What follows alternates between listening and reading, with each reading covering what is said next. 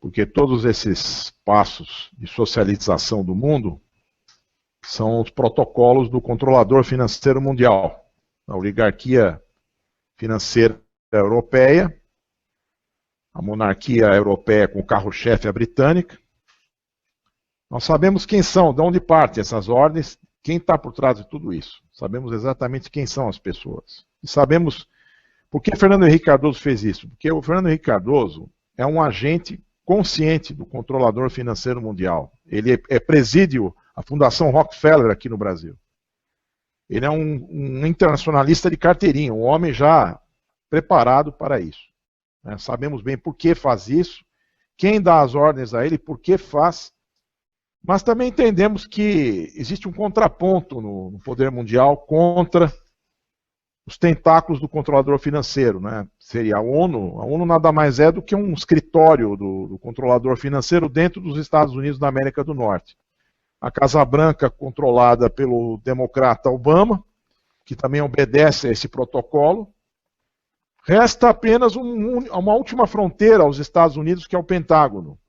Que o Pentágono tem uma sua autonomia de poder, graças aos generais de West Point, a velha escola de West Point, que vem desde a loja maçônica da Pensilvânia, de Benjamin Franklin. Esses ideais de liberdade dos Estados Unidos é que propiciaram, inclusive, para que houvesse lá pensadores como Gene Sharp. O Gene Sharp é um professor, um cientista político, que veio com essa formação do libertarismo. Inclusive, essa ideia também está com o senador Ron Paul lá nos Estados Unidos. Eu tenho acompanhado esses trabalhos. Agora, é elementar que as ideias de Gene Sharp no Brasil, elas até já existem de uma certa maneira quando as pessoas deixaram de acreditar na classe política. Já é um embrião de quando a pessoa não acredita mais em políticos, não acredita nas estruturas de poder que aí estão, já se nasce uma conscientização de que esse modelo que aí está não vai servir para nada.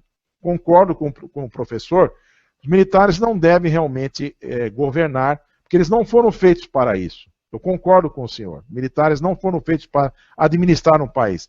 Eles serviriam sim para fazer essa transição a que o senhor se refere, porque esses elementos do crime que aí estão, eles não vão sair daí por bem.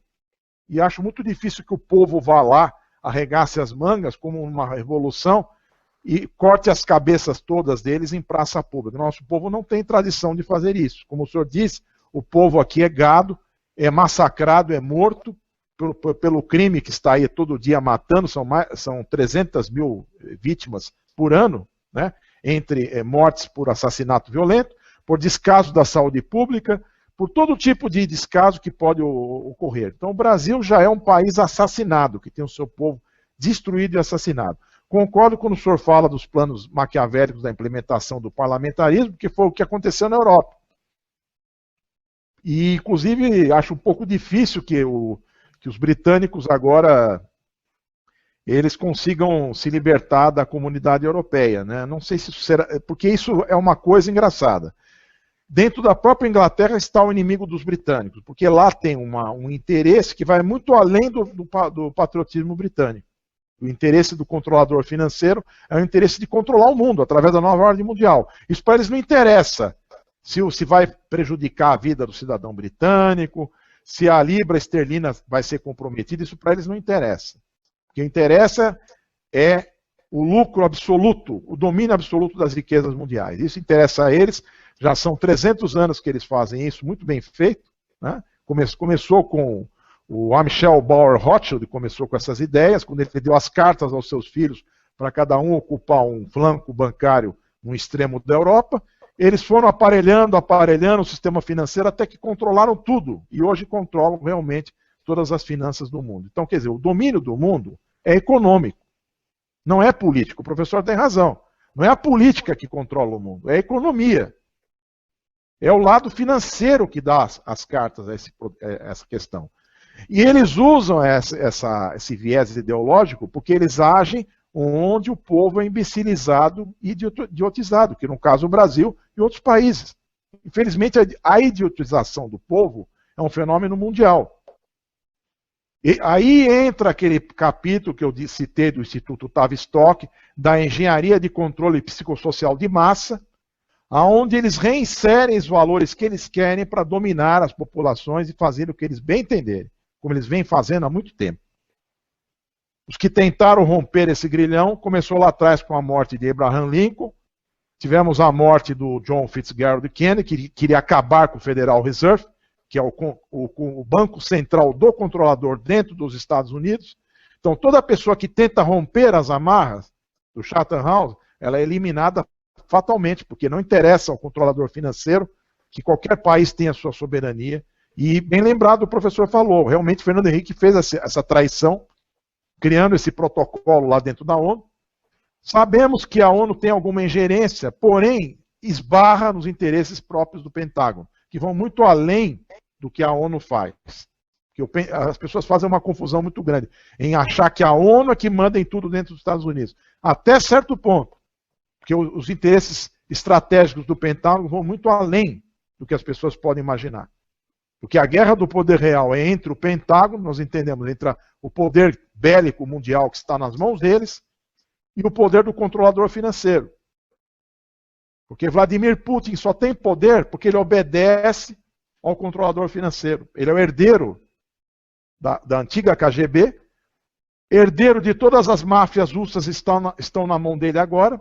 O sócio dele é o Oleg Deripaska, para quem não sabe. E quem é esse senhor Oleg Deripaska? Oleg Deripaska é o homem que mexe com todo o dinheiro da Rússia. E ele ocupa uma residência, uma das residências mais luxuosas de Londres. Muito engraçada essa simbiose entre os russos e os britânicos, né? É uma coisa que começou ali quando derrubaram o czar Nicolau, destruíram aquela monarquia que não era o problema maior da Rússia. É bem verdade que o czar Nicolau errou, porque ele não tinha um meio de entender a que modo a miséria e a fome acontecia na Rússia.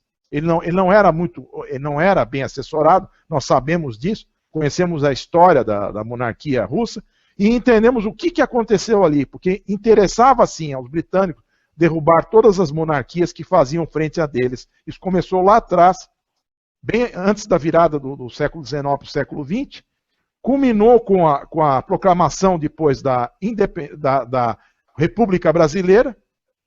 Essa república declarada aqui no Brasil, que foi um golpe também, diga-se de passagem, foi um golpe, culminou com a Primeira Guerra Mundial, que foi mais um exercício do controlador, depois com a Segunda Guerra Mundial, criação da ONU, que é a criação do controlador financeiro mundial, é um braço dele dentro dos Estados Unidos. Então nós temos um embate aqui de forças que vão muito além da compreensão humana normal, né? O cidadão comum não entende essas coisas. Precisa estudar muito para compreender de que maneira o poder real age. Mas nós temos que conscientizar o povo. O fenômeno do Gene Sharp, né?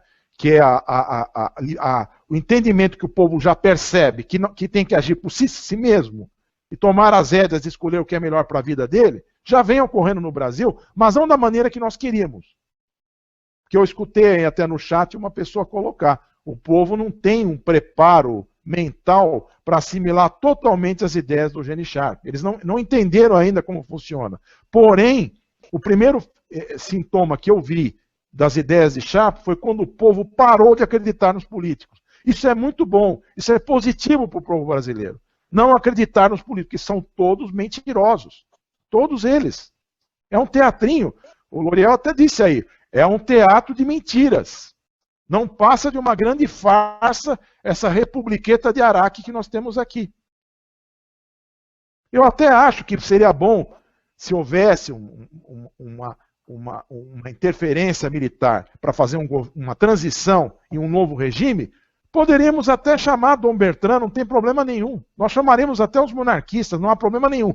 Desde que nós tivéssemos um novo modelo, onde a meritocracia e a participação do povo fosse realmente efetiva. Porque o povo sabe o que precisa ser feito nesse país. Nosso povo não é assim, ignorante e burro como todo mundo fala. Você sai na rua, você sabe o que falta às pessoas. Falta educação, falta saneamento básico, falta saúde, falta tudo. Mas eles não sabem de que maneira exigir isso, porque pela via política já não é mais possível. Na via política cai no velho messianismo, no velho populismo, no velho candidato que vai resolver tudo, vai resolver todos os problemas. Nós sabemos que isso é uma balela. Nós batemos isso lá na UND há 23 anos.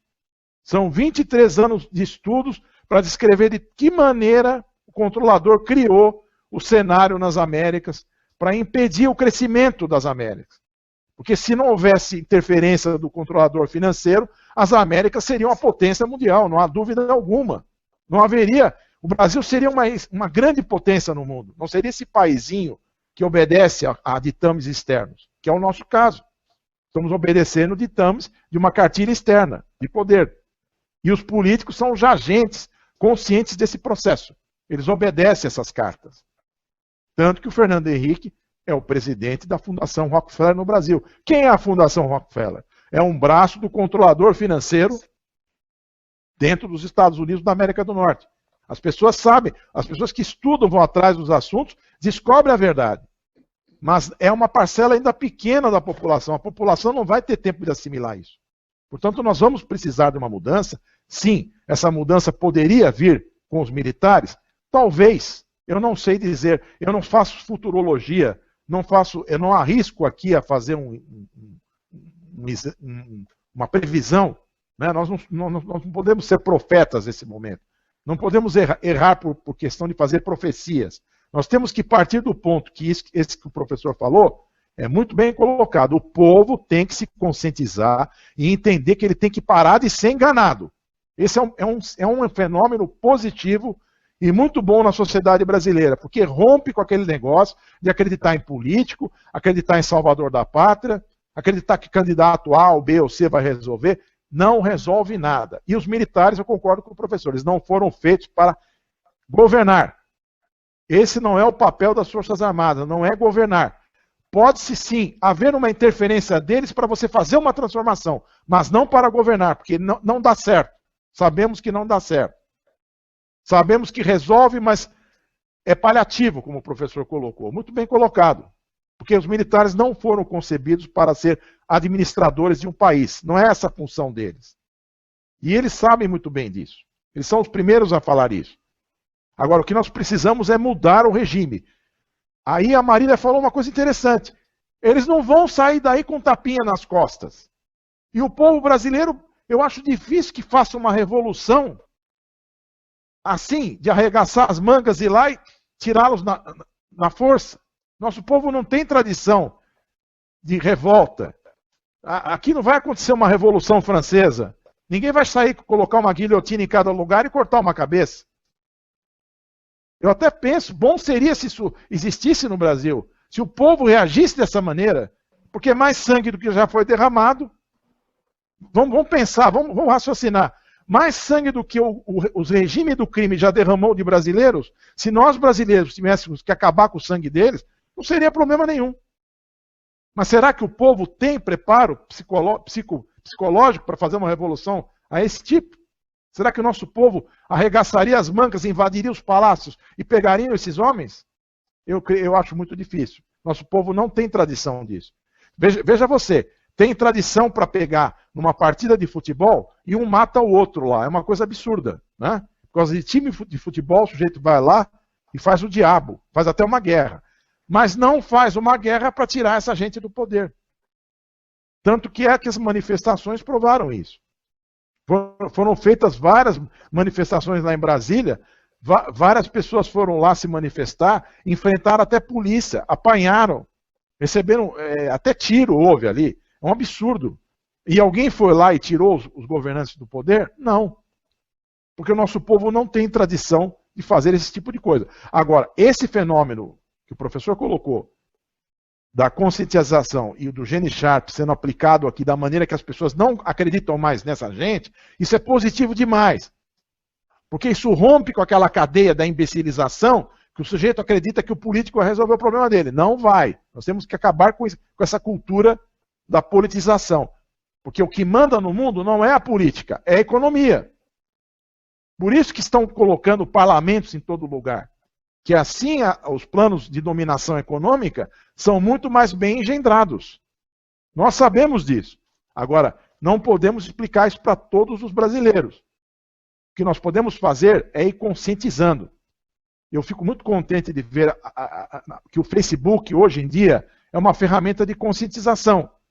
Eu vejo a página do professor L'Oréal, vejo a página de outras pessoas, do José Márcio, vejo a página do Antônio Ribas Paiva, vejo a página de várias pessoas aí que têm ideias muito boas para o Brasil. Sabemos dessas pessoas, sabemos do trabalho deles. Há pouco tempo nós perdemos aí o professor Adriano Benayon, que dava boas colaborações aqui para nós, com conceitos sobre o nióbio, sobre os minérios. Tivemos grandes pessoas no Brasil que já deram a sua colaboração. Mas as pessoas não são eternas. Um dia elas morrem. Portanto, nós temos que continuar conscientizando. Eu espero que o professor L'Oréal continue fazendo seus trabalhos, continue esclarecendo, continue conscientizando, passando as suas ideias, porque isso vai criando uma consciência nas pessoas. Elas precisam entender de que maneira elas são imbecilizadas. Elas têm que entender e partir a agir por si só. Que nem a Marília falou, as pessoas têm que agir por si só. Não permitir que canais de televisão, que são a manobra do inimigo, é a mídia. Porque está toda na mão também do controlador financeiro. Não escapa também. A agência Reuters controla todas essas mídias que vocês estão vendo aí. Todas elas. Então não adianta. Internet é a última fronteira. Se eles tirarem a internet, estaremos perdidos. Porque nós ainda conseguimos fazer alguma coisa. Bem ou mal, com baixíssima qualidade, mas nós conseguimos passar alguma coisa. Espero que continuemos assim, que possamos reverter essa situação.